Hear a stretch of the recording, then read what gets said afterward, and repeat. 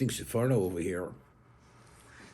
We find when the Torah goes and mentions the 70 nefesh, the 70 individuals who came to Egypt, it mentions the tribes by name. Reuven, Shimon, Levi, Yehuda, Yisachar, Zvulun, Binyamin, Dan, v'Naftali, Gad, v'Asher.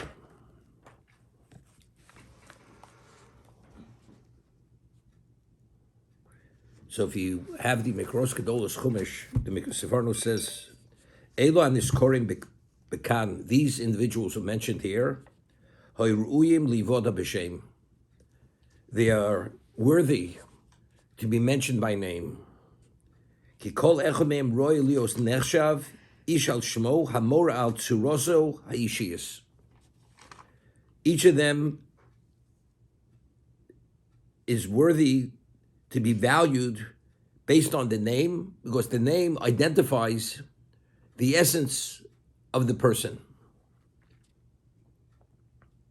Ve'elu kol yemei chayim hoyulum oros. And these people, as long as they were alive, they were luminaries for the generations. The 12 tribes, the 12 sons of Yaakov, being mentioned by name, each of them individually was a luminary. And as long as they were alive, the generation did not go in a negative direction. As once it says, the generation passed away, the Jews started to behave in a way which we'll discuss in a moment, which was contrary to what they were taught and what the profile of what the Jew was in terms of behavior. Omnam achri mosam lo hoyu tzadikim shebneim kokach hashuvim beinei elokim v'odom. Although the following generation they were tzadikim, but in terms of the dimension of righteousness and what they displayed and what they emitted, and the sphere of influence was no longer the same.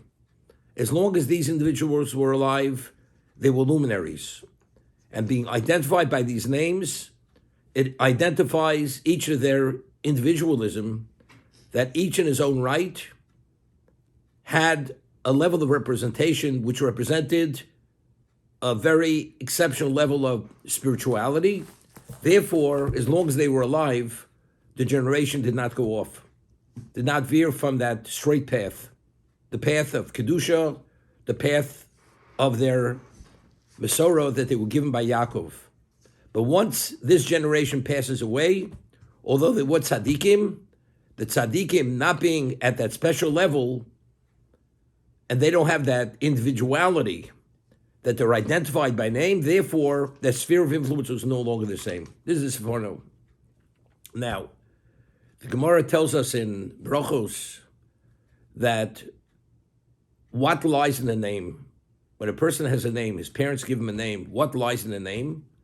So the Gemara tells us that the destiny of an individual lies in the name. For instance, the Gemara tells us that Rus HaMoaviyah, Rus the Moabite, who converted, which we have the Sefer Rus, Megillas Rus, she was the grandmother of David HaMelech.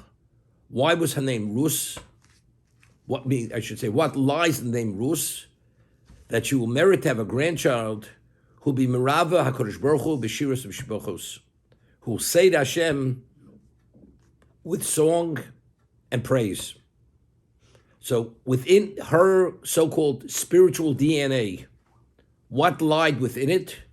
That she should merit to have this exceptional grandchildren who's an author to Sefer Tehillim. That lies within the name. The names that were given by Yaakov's children, these were the names that were given by the Matriarchs. They named their children. When they, being who they were the partners of the Avos HaKadoshim. As I said, you could have a patriarch, but without the appropriate matriarch, you cannot have the next generation. So the Shiftei Koh, the tribes of God that they're referred to by David HaMelech, the 12 tribes are called Shiftei Koh, the tribes of God, they themselves are the special luminaries. Being a luminary Just want to make that clear. We say that Ner Mitzvah Torah Or. Shlomo Melech says in Mishlei, the material is the Ner, the receptacle, the oil, the wick. But when you ignite that wick, you have light. Torah's Or, that's the illuminator. That's the illuminator. A person only chooses to behave in a certain way because he doesn't appreciate the degree of right and doesn't appreciate the degree of wrong, of negative. But when things are magnified, illuminated, you see clearly the value of everything. That's Torah Or. Torah gives us the ability, these people were luminaries.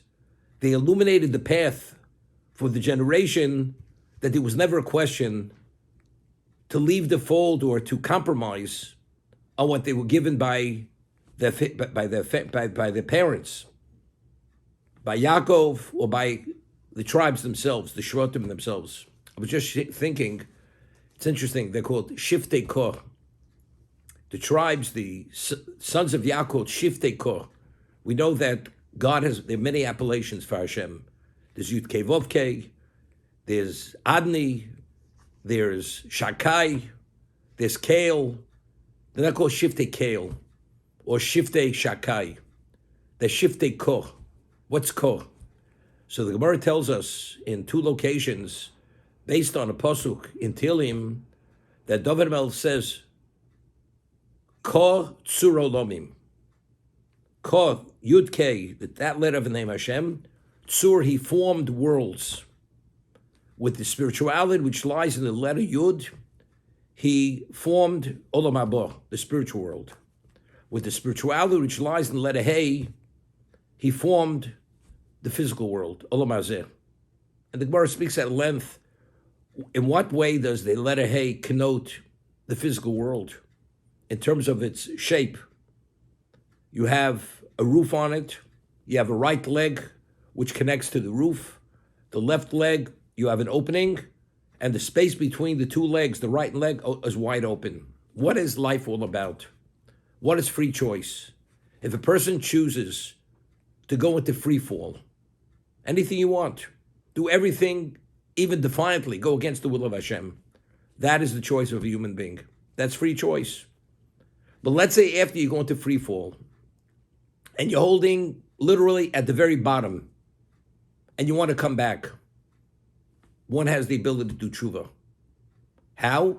You have to come back not in the same way that you left the fold, but rather you have to come through that small opening between the left leg and the roof. That is within the choice of a human being. If he wants to come back, he comes through that small opening. So it represents Olam Hazeh, the physical world. That's what the letter Hey connotes. Shiftei Kor. The only ones who are able to contend with this world, and the reason why this world was created, because they're Shiftei Kor. This is Bereshis Bara Elokim es hashamayim v'ha'aretz. What is the objective of creation? The fulfillment of the Torah, to meet the challenges, to fulfill the Torah. And which nation, of the only nation, is the only nation which has that capacity? It's the Shiftei Kor. It's the Shvatim, it's the children of Yaakov, because we have a level of spirituality. We have another dimension of neshama that ultimately we became Adam. Atem kriyim Adam, hem lo kriyim Adam. We became the equivalent of Adam Rishon before he ate of Deitz Hadas, and therefore our representation, our capacity, is that we're able to meet the objective of creation, which is L'chvodi Barosiv.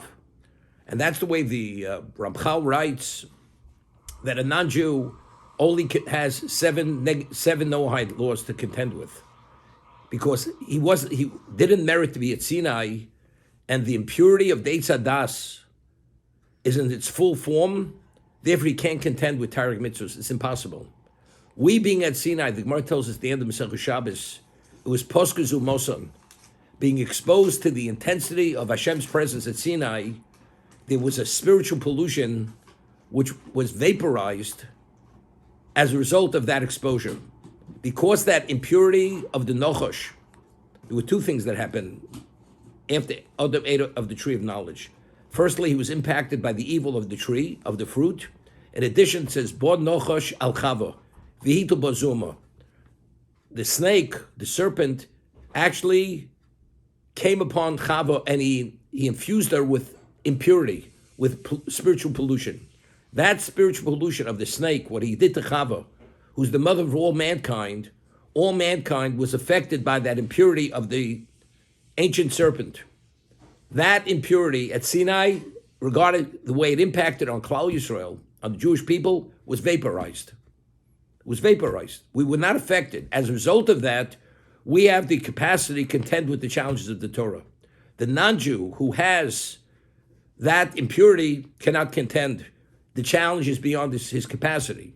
Therefore, only the Jew has relevance to Atem Kriyim Adam, and the non-Jew does not. Therefore, the Shvatim are Shiftei Ko.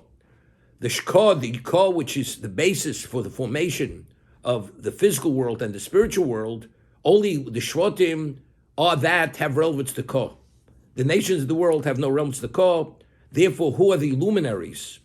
Who are the luminaries? These individuals who came to Egypt, they are the luminaries, as the Torah is a luminary, illuminates, and that's the antidote to the evil inclination. Borasi Yitzhar, Borasi Torah Tavlin, the Klal Yisrael themselves, the Shvatim, this generation, were the luminaries, and therefore they're identified by name, because the name itself identifies them as who they are, because these names were given to them by the patriarchs and the matriarchs.